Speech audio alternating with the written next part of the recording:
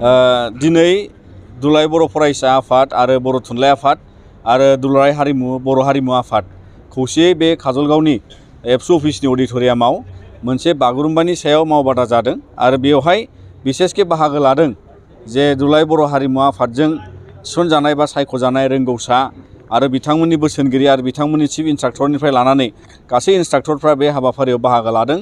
मानोना बे बर'नि मोनसे मुंदांखा मोसानाय आरो बे मोसानायखौ लानानै जोङो दिनै बर' हारिनि गेजेराव जोङो गोबां माने फोरोंबावनांगौ दं।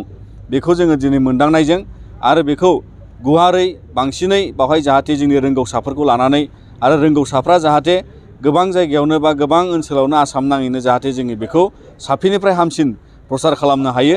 बे सोमोन्दैहाय दिनै बेवहाय सानथामनि हाबाफारिजों बेवहाय मोनसे बागुरुम्बानिनो एक्सक्लुसिभ बागुरुम्बाखौ लानानै बेवहाय मोनसे रोंगौसाफोरनि फोरोंथाइ बादा बेवहाय जादों।